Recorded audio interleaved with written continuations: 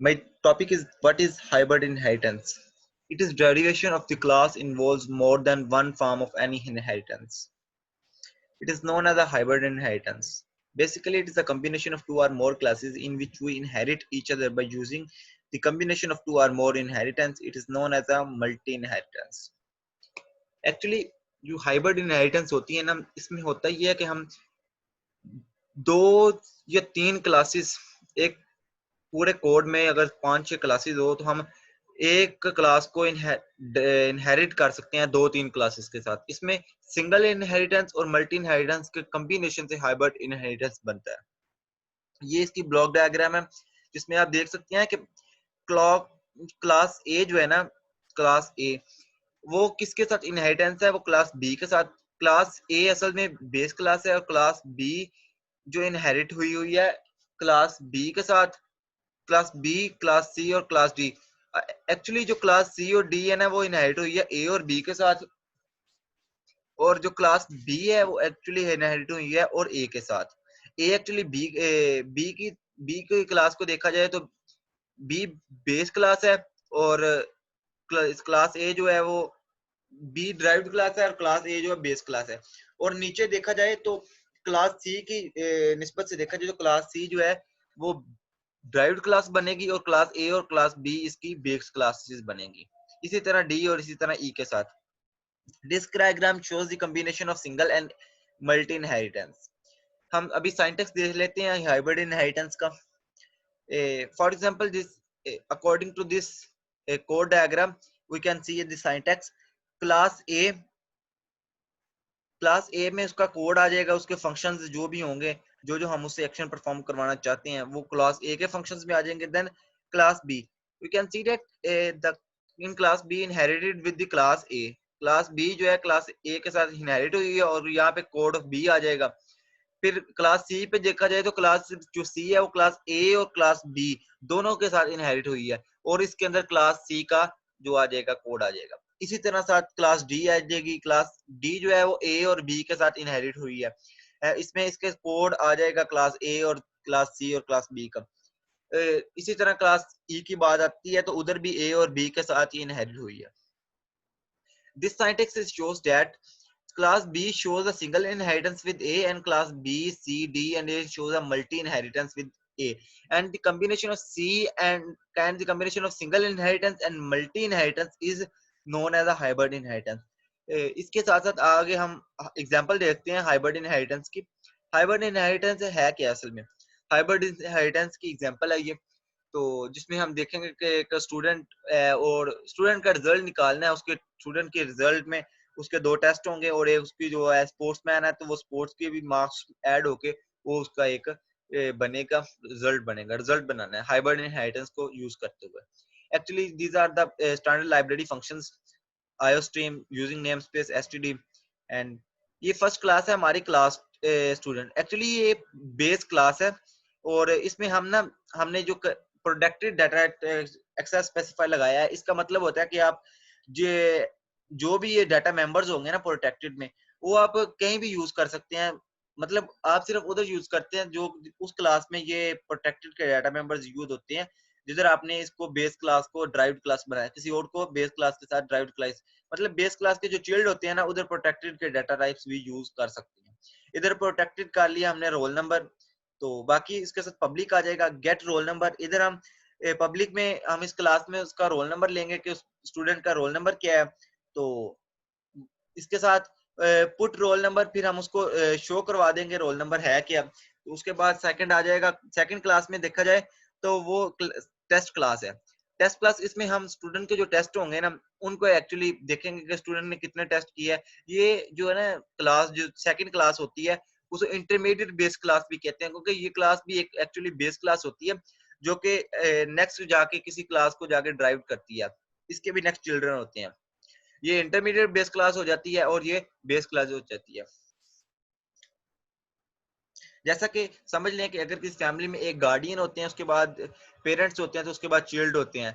Actually these are the parents and these are the guardian of any मतलब family.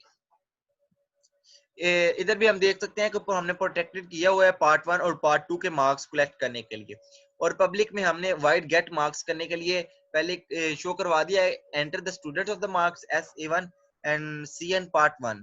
तो second हमने उसको फिर सेकंड टेस्ट के मार्क्स इंटर करवा लिए हैं, उसी का था हम उसको अभी शो करवा देंगे marks obtained in part 1 and marks obtained in second part 2।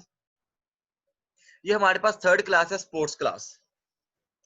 Sports class में हम स्कोर देखेंगे कि कितनी स्कोर उसने, मतलब जो स्पोर्ट्स वो खेलते हैं, एक स्पोर्ट्समैन होता है तो उसके कितनी स्पोर्ट्स की है। तो यहाँ पे हम उधर से एंटर करवाएंगे कि आप एंटर कर दे कि फिजिकल एजुकेशन आपकी कितने इसकी स्कोर है, तो उसकी कितने मार्क्स होंगे वो फिजिकल एजुकेशन में वो इसके एंटर कर देगा।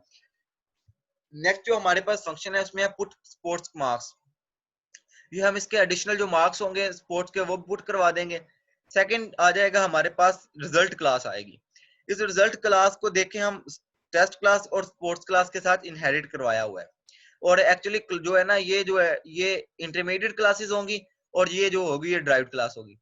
अभी इधर हमने प्राइवेट में एक टोटल रखा हुआ है, क्योंकि ये जो क्लासेस होती हैं ये बाय डिफॉल्ट प्राइवेट होती हैं, इसलिए हमें इधर प्राइवेट लिखने की जरूरत नहीं थी, लेकिन फिर भी हम इधर प्राइवेट लिख सकते हैं।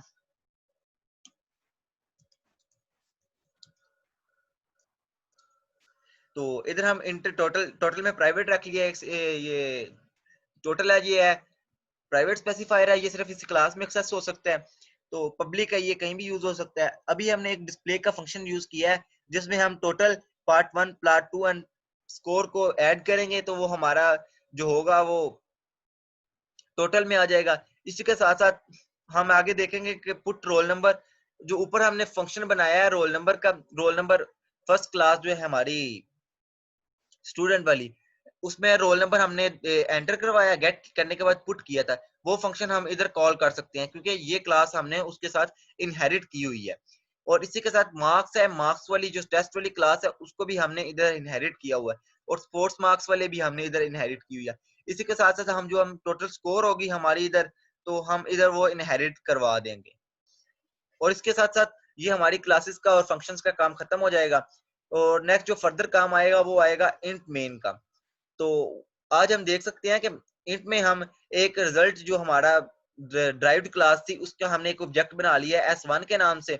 तो S1 को हमने अभी गेट रोल नंबर किया है, इधर जो हमारा होगा रोल नंबर होगा, और इसी के साथ साथ जो S1 गेट मार्क्स होंगे, गेट मार्क्स के फिर गेट मार्क्स हम ले लेंगे, उससे मार्क्स कितने हो लेंगे, स्पोर्ट्स मार्क्स लेंगे, फिर उसको डिस्प्ले करवा देंगे। इसी के साथ साथ ये हमारा प्रोग्राम रन हो गया। इसे अभी हम डेव पे भी कर लेते हैं। इधर मैं अपना कोड पेस्ट कर लूं।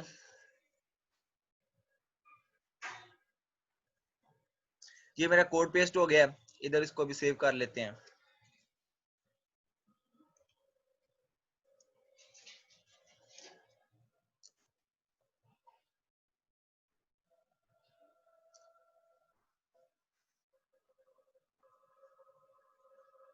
अच्छा, मैं अभी स्क्रीन शेयर करके आपको दिखा सकता हूँ।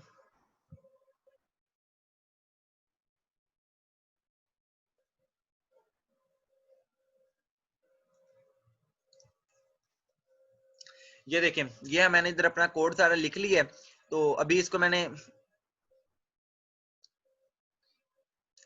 आगे रन करता हूँ। इसको रन करने का देख लें, ये इधर देगा कि एंटर योर रोल नंबर, इधर कहेगा enter your roll number of the student. इधर इसका मैं अपना रोल नंबर दे दूंगा 23। तो फिर enter the marks of the student, इधर मैं लिख देता हूँ 10 में से अगर मार्क्स होंगे तो मैं लिख दूंगा इसके 8 मार्क्स, सेकंड टेस्ट के मैं लिख दूंगा 9 मार्क्स। तो enter the marks of physical education mean आपके जो है स्पोर्ट्स में हमने फंक्शन एक क्लास बनाई थी स्पोर्ट्स वाली, उसमें हम इसके मार्क्स डाल देता हूँ 3। तो अभी ये देखें रोल नंबर जो है मेरा 33 शो हो रहा है, मार्क्स ऑब्टेन्ड जो है वो मैंने पार्ट 1 में इतने लिए हैं, पार्ट 2 में मेरे इतने हैं, एडिशनल मार्क्स जो हमारे 3 हैं, और इसको ऐड करने के बाद ये देख लें 20 मार्क्स दे रहे हैं, ये देख लें। ठीक है, अब मैं इसको थोड़ा सा जूम करके देता हूँ अगर नहीं समझ में, ये देख लें।